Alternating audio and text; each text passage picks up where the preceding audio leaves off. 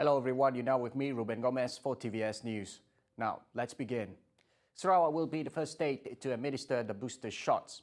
Health Minister Khairi Jamaluddin said emphasis will be given to high-risk groups aged 60 years and above with serious comorbidities. Sarawak akan mulakan pemberian dos penggalak pada bulan Oktober nanti. Dan kita akan memberi fokus kepada golongan yang berisiko tinggi, yang berusia 60 tahun ke atas dan yang mempunyai komorbiditi yang serius. Sebab kita dapati bahawa inilah kumpulan sekarang ini yang sedang mengalami gejala-gejala yang serius di hospital. However, he reiterated that the shots are not meant for everyone. He added the types of vaccines to be administered for the third dose, be it the same type of vaccine received as the first two doses or otherwise, are still being studied. Antara perkara yang akan kita sediakan dalam garis panduan klinikal nanti adalah berkenaan dengan jenis vaksin. Jadi kita masih lagi sedang menilai sama ada jenis vaksin yang sama ataupun jenis vaksin yang berbeza dapat diberi. Khairi, who is on a work visit to Kuching, is scheduled to visit Sarawak General Hospital, SGH. Now, as the country transitioned into endemic phase, everyone, including social media influencers, are told to assist and disseminate accurate information on the implementations of the National Recovery Plan, NRP.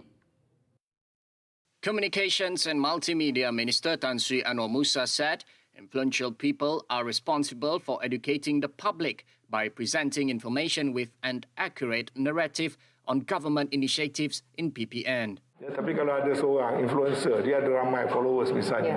Kalau dia pun turut mengambil peranan untuk mengingatkan masyarakat, kita ni dah nak pergi ke zaman endemik, jadi janganlah tunggu soal penguat kuasa yang nak kuat kuasakan. Mari kita beramai-ramai, kita rakyat, kita laksanakan sendiri secara sukarela. Apart from the use of conventional media such as television and radio, Anwar said dissemination mediums, including social media platforms such as TikTok and Facebook, could be used to disseminate information effectively, thus educating the public about the transition to the endemic phase. Therefore, he said, the ministries, government agencies and committees involved need to improve the aspect of information delivery to ensure its effectiveness to the public by holding continuous engagement. On September 22nd, Anwar informed the Dewan Rakyat of a proposal to set up a communications command centre in an effort to convey information on decisions by the government to the public more accurately, quickly and easily understood. He said the proposal was made following the challenges facing the implementations of government programs which were found to be due to misinformation and false information. The Phase 3 Bantuan Prihatin Rakyat BPR 8 payments will be credited in stages into recipients' accounts beginning this Tuesday. Prime Minister Datuk Sri Ismail Sabri Yaakob said the payments, which will benefit approximately 3.6 million households as well as those whose appeals were successful, are expected to be fully disbursed by September 30th. In a statement, Ismail Sabri said the Phase 3 payments will involve an allocations of 2.82 billion ringgit. He reiterated that for Phase 3, eligible recipients will receive up to 1,400 ringgit. Meanwhile, those who successfully appealed will get up to 2,300 ringgit, including an additional BPR payment of 500 ringgit under the Supplementary Strategic Program to empower the people and economy. Payments are made based on eligibility, which is determined by marital status, total household income, and the number of children. The Prime Minister said the government remained committed to ensuring the Malaysian families' well-being, especially target groups impacted by the COVID-19 pandemic. Now, the government will need to focus on the digital economy and digital infrastructure as well as productivity in the 12th Malaysia Plan 12MP. Economists said this should be part of the aim of becoming a high-income economy as early as 2024, hence restoring the country's economic growth following the COVID-19 pandemic. The pandemic's impact has slowed the progress towards the threshold. The World Bank, in its report, said the country's gross national per capita is estimated at $11,200 or 46,911 ringgit Malaysia, just $1,335 short of the current threshold level that defines a high-income economy. Meanwhile, the Department of Statistics Malaysia said business capabilities to adapt to digitalization and technological developments will increase the efficiency and drive BIS over the long run. The Department Chief Statistician Datuk Sri Dr. Muhammad Uzair Mahidin said the usage of technology would improve production and enhance productivity in the medium to long term.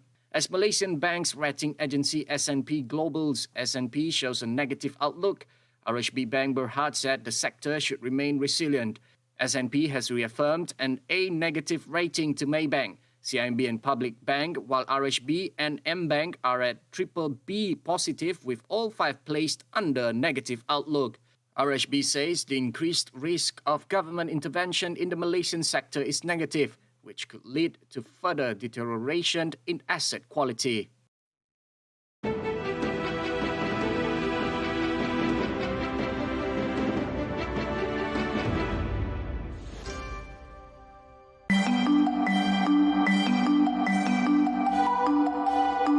Demak Laut asalnya merangkumi dua buah kampung, Kampung Muara Tebas dan Kampung Jernang.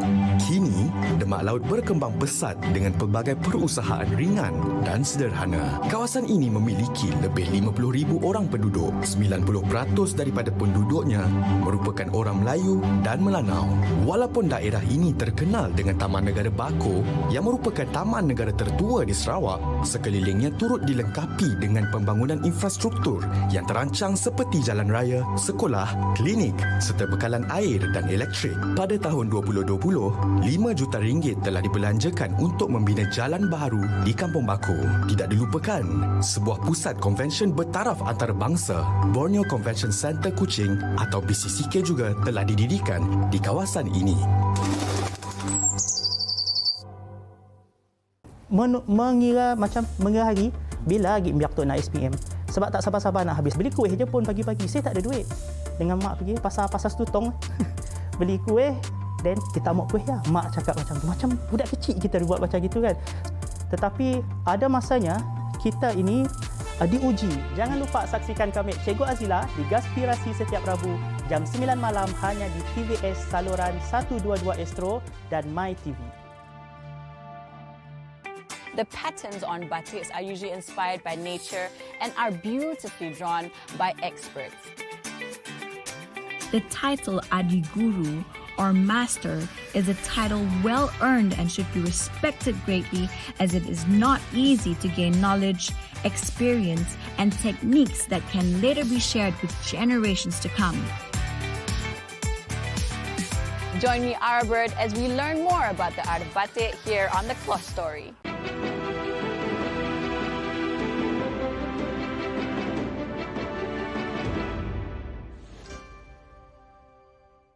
Welcome back. The nation today recorded 13,104 COVID-19 cases, a slight drop compared to the number of infections recorded yesterday.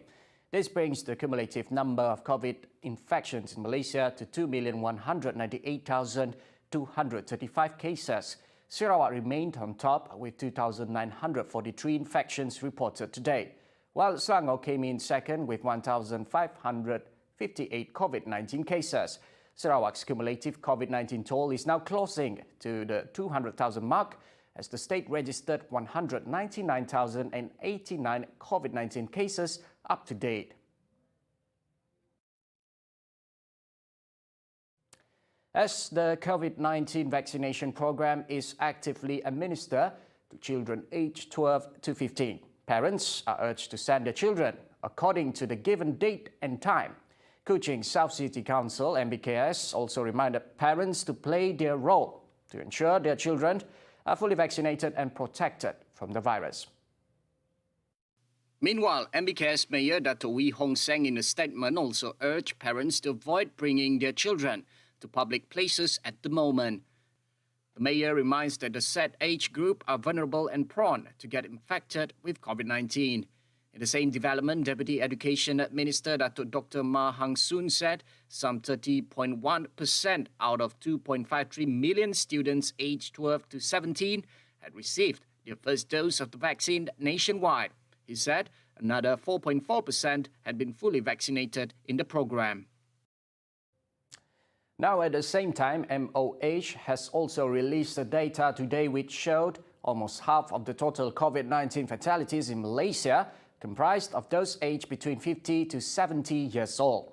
This reflects 45% or 10,878 out of 24,078 deaths in Malaysia as of September 21st.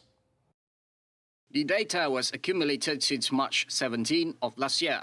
There were a total of 6,391 deaths classified within the age range of 21 to 50 years old, where 657 cases were 21 to 30 years old, 2,067 cases involved 31 to 40 years old, and 3,667 cases are those aged between 41 to 50 years old.